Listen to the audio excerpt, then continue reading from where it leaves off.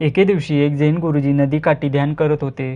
तेवढ्यात एक व्यक्ती आला. त्याने गुरुजीच्या ध्यान करण्यामध्ये अडथळा निर्माण केला आणि बोलला, गुरुजी, मला तुमचा शिष्य बनायचा आहे.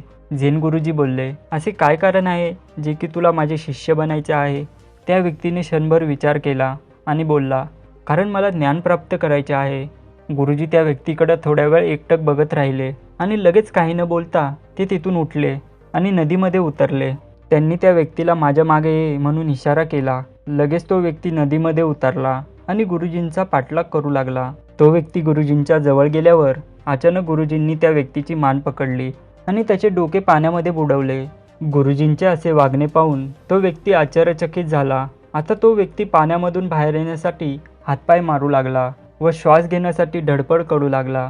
परंतु गुरुजींनी त्याचे डोके इतके घट्ट पकडले होते की त्याला पाण्यामधून बाहेर येण्यास जमले नाही. काही मिनिटे त्या व्यक्तीला पाण्यामध्ये धरून ठेवल्यावर गुरुजींनी स्वतः त्याला पाण्यातून बाहेर काढले. पाण्यामधून बाहेर आल्यावर तो व्यक्ती जोरजोरात खोकू लागला आणि लांब श्वास घेऊ लागला.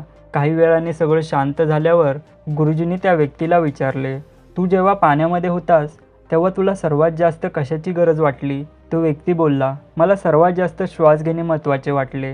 गुरुजी बोलले, अगदी बरोबर. आता तू घरी जा आणि माझ्याकडे परत तेव्हाच ये जेव्हा ज्ञान प्राप्त करणे तुझ्यासाठी श्वास घेण्या इतके महत्त्वाचे वाटेल. मित्रांनो, ह्या गोष्टीवरून आपल्याला समजते की खूप सारे असे लोक आहेत जे आपल्या आयुष्यात काहीतरी गोल सेट करतात, परंतु खूप कमी लोक ते गोल पूर्ण करतात. ह्यामागचे कारण म्हणजे त्यांना त्यांचं गोलप्रती पॅशन किंवा आवडच नसते. ते त्यांचा वेळ अशा ठिकाणी लावतात ज्यामध्ये त्यांची आवड नाही. त्यामुळे ते फक्त तेच लोक सक्सेसफुल होतात ज्यांना त्यांची आवड आणि पॅशन माहिती आहे. त्यामुळे जेव्हा तुम्ही गोल सेट कराल त्याआधी एकदा शांत ठिकाणी बसा आणि विचार करा की तुम्हाला काय करायला आवडेल, तुम्ही कशासाठी बनला आहे, किंवा अशी कोणती गोष्ट आहे जे तुम्ही मनापासून कराल किंवा तुम्हाला त्यासाठी पैसे दिले नाहीत तरी तुम्ही ते काम कराल. त्यामुळे काही वेळ तुम्ही पॅशन शोधण्यामध्ये लावा.